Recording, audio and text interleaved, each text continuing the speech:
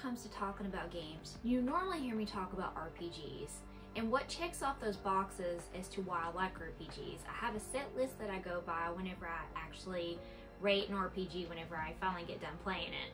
But that also applies to another genre that I really love. One that I don't really get the chance to talk about too often, my second favorite genre of all time, and that is survival horror titles.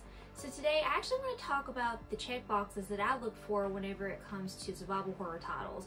Now granted, there are different types of survival horror titles, whether it be psychological, creepy crawlies, or whatever the case. So they're all going to have their different points whenever it comes to checking off certain boxes that I look for whenever it comes to my list of favorite games. Starting off with one that's a little bit different from the others that I'm going to be talking about today, the Parasite Eve series. No, I will not be touching base on PE Third Birthday because I've not played it, so I don't have an opinion on it. Only these two for PlayStation 1.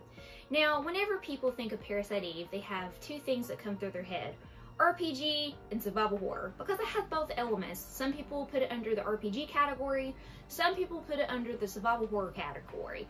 I personally put it under the survival horror category with RPG elements, and that's where I leave it because I feel like it's more rendered towards that because of the goriness, the grossness, and everything you go through with the mitochondria. It's a mindfuck in itself. Now, let's talk about the games for a second here. Now, whenever it comes to gameplay, there are a little bit of differences between these two. Now, the one that I want to point out first is Parasite Eve 1. Whenever you go through, of course, you have your PE powers, you have your BP points that you upgrade your weapons with, and of course your experience that you get from battles in order to be able to level up your PE powers. You have the little grid space that you have to actually get the monsters in, so that way you can actually use your PE powers. And it's a lot better to maneuver in that game versus PE2. When you get to PE2, it's more like a Resident Evil clone, but not a good one.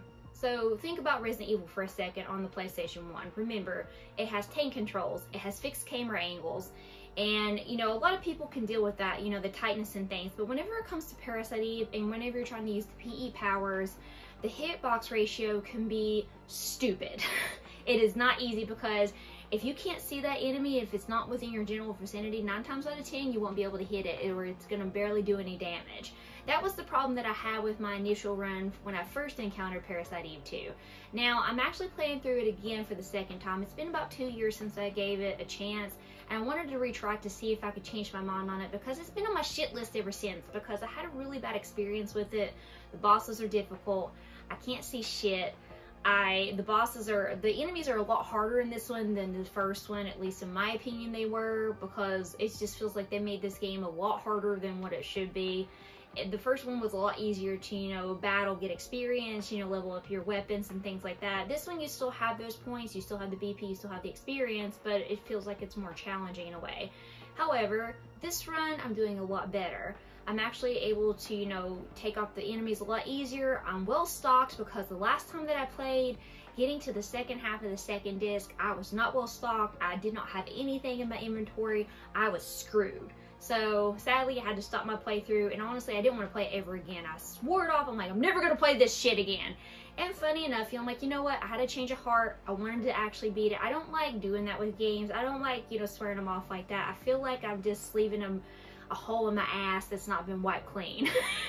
So I finally decided to take the plunge and do it again. I'm glad I'm doing it because I'm having a lot more fun this time. And you know, I've had a little bit more help from the community too with things I didn't know existed in my first playthrough. Things that have become majorly helpful, especially when I get to the underground facility. Trust me, I'm not going to say anything, but it does make a difference. 2 things rather, not 1. Now, gameplay, that's where I stand on that. Now, as far as replayability, that's another thing that I want to check off. The first one definitely has replayability. Now, I will say this, I've never completed the Chrysler Tower. That's something that I may have to rectify at some point. I think I got to like the floor 10, and it's like has 77 damn floors. That's a lot of floors to cover whenever it comes to that. So I may take on that challenge again, but that's for another day. So that's a long way to travel.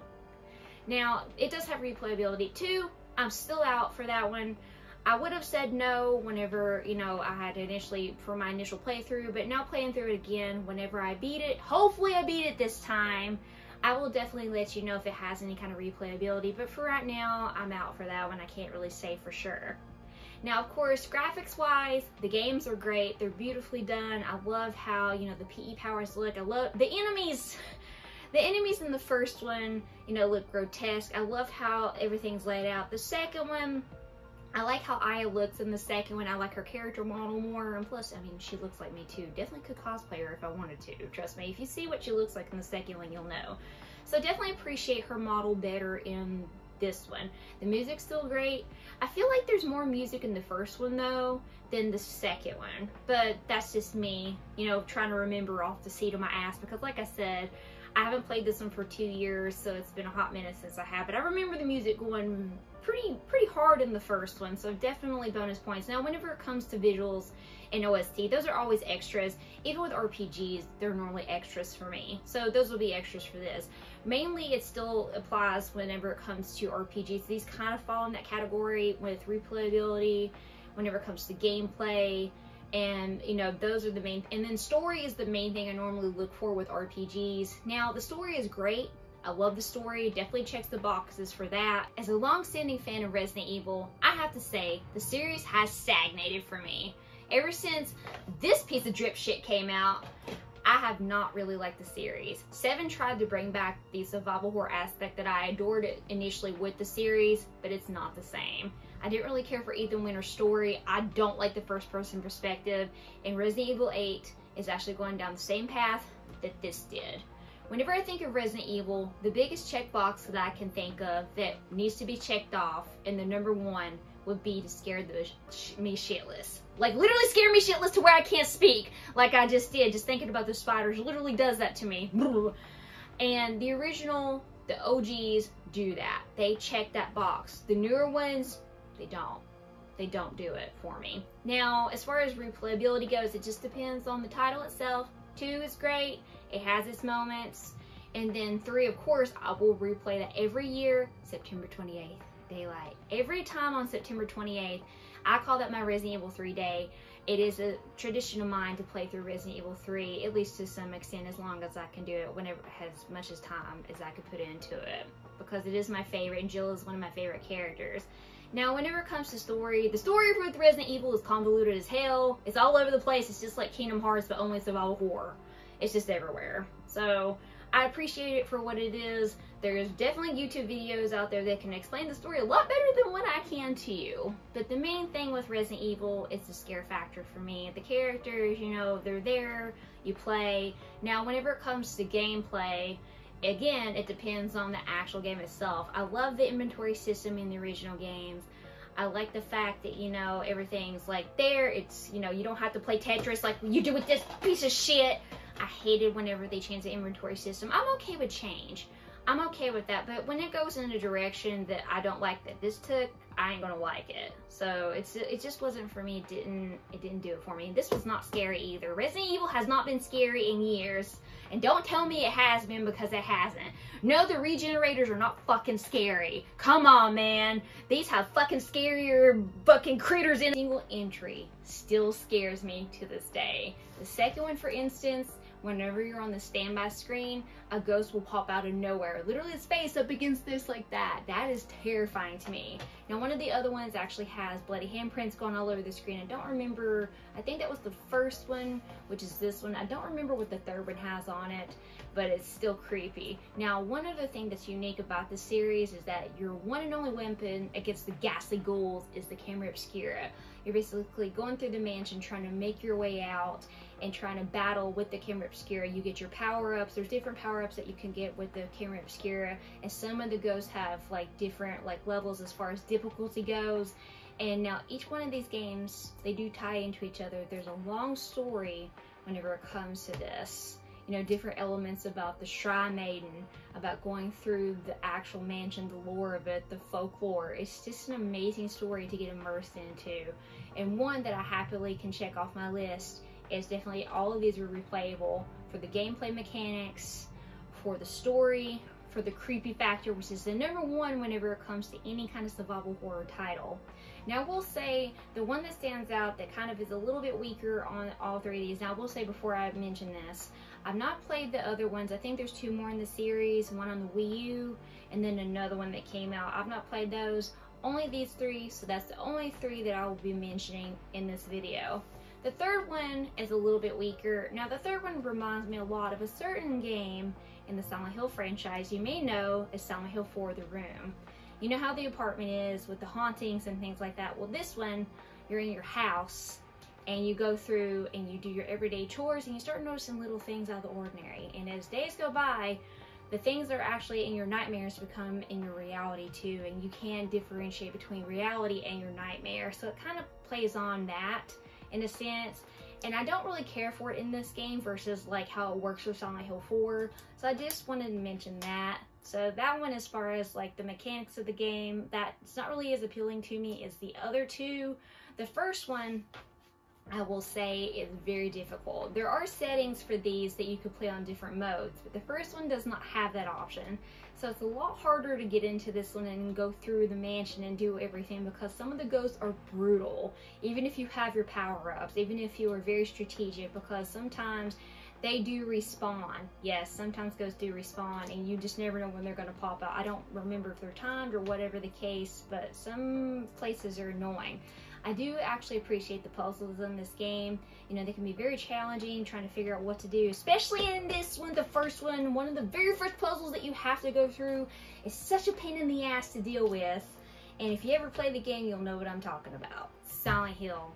For the longest time, I've been a Resident Evil fangirl. Up until recently, I did a 180 and became more of a Silent Hill fan.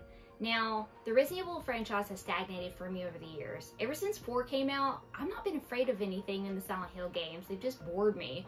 Each entry I play, I want to play the series less and less as time goes on, but I do still collect for it because, you know, I want to pay homage to one of my favorite franchises. But still, when it comes to Silent Hill, way better franchise. There was a lot of them I had not played. There's still a few more that I still need to play in the series. I recently just played Origins for the first time, and I also played Silent Hill 4: The Room, which was amazing and also frustrating at the same time. Now, whenever it comes to replayability, all the Silent Hill games do check that box. I mean, Origins, I did say I wouldn't replay that one, but honestly, I'd rather replay that than Resident Evil 4. And that's how much I don't like Origins. I would rather play Origins than Resident Evil 4, for real. And I like Resident Evil 4 a lot less. And whenever it comes to the story, that's what mainly immerses me with Silent Hill, is the story that each one encompasses and each character that the story is actually, you know, progressing toward with that character. Now, inventory can be different depending on which one you play. There's different game mechanics per one, so it just really depends on which one you're talking about. Silent Hill 2 is my favorite. Mainly, and number one, it has Pyramid Head. I'm a big fan of monsters. Of course, as I've talked about, I love Resident Evil. There's certain monsters in Resident Evil I adore. Nimmy. Nemesis is my favorite whenever it comes to the big boys of Resident Evil. He is still my favorite, even though I love Pyramid Head. He's still my favorite big boy. Pyramid Head, I like what he encompasses as far as James' story, how James has to go through this hell, and seeing other people go through different types of hell too. It's just one way to put it. Definitely a psychological fuck whenever you play these games, but they're so well done, graphically pleasing, and the OST is definitely on top whenever it comes to the Silent Hill franchise. I can't think of one in the series that is, you know, lax on the OST whenever it comes to Silent Hill. And like I said, the visuals are top notch for all the games that I played. Even the first one, even though it's on PlayStation 1, it still holds up with the fog, the eeriness. Just everything about that game is just magic, even for a PS1 title. Now, when it comes to Silent Hill 4, like I said, this is a newer entry that I recently just played through for the very first time. So I'm not as fresh off the docket as I used to be. It's been about almost a year since I played through it. I definitely would play through it again.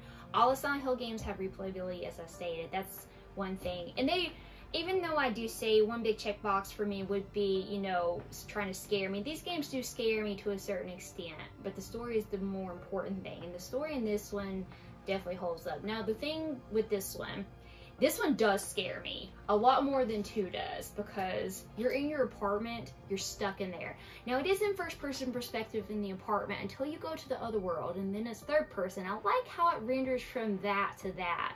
Definitely kudos to Konami for doing that. Now, as I mentioned before, whenever it came to Fatal Frame 3, I didn't really like the fact that I was in the house and then go to the mansion. With this, I don't mind going through holes and going to the other world. I thought that was a cool mechanic. And the hauntings in the apartment scare the living fuck out of me, and they gross me out. I think the one that scared me the most was whenever I was in the bedroom and with Henry, that's who you play as your main character, and it's literally in the closet, and I was trying to figure out where it was, and it literally scared the fuck out of me. I'm like, what is that? You just never know where it's gonna come from and what's gonna happen. There's random noises, there's things that come out of nowhere. You look out, there's new stuff on the street. You just never know what's gonna go down. And I swear I heard knocking on the door too. I peeped out the peephole and there was nothing there. It's like literally everything is like, it's trying to scare the shit out of you, and it accomplishes that. The one downfall about this game though, well, two downfalls. Number one is the escort mission. I really don't like Eileen. She's very annoying. I don't like having to go, oh, help me do this, do that. It reminds me of Ashley Graham, but she's not as annoying, so I'll give kudos to that. Number two is Walter. Okay, Walter is on my ass, going pew pew pew. I'm trying to get away from him. He's such a pain in the ass to deal with whenever he shows up. He was more of a nuisance than anything. However, like I said, this is a love-hate relationship with this one, but it made my number two as far as on my list of Silent Hill games. I loved it enough to where it made that spot. Now, I just wanted to talk about horror games because I feel like I never touched base on those. There's plenty more that I could talk about. There's Siren, there's Clock Tower, there's even Lifeline. Yes, that is a survival horror game, but it's just got a different take on it. I'm playing through that. Like I said, review on that coming soon. But I want to know from you, what are some of the key elements that you look for whenever you're playing a survival horror game? Is it replayability? Is it the story? Is it the creepy factor? Is it psychological, you being fucked over? What is it that you look for? What enthralls you to play survival horror games? Let me know. Hope you enjoyed the video. Until next time, as always, this is the PlayStation Girl signing out. Gamer!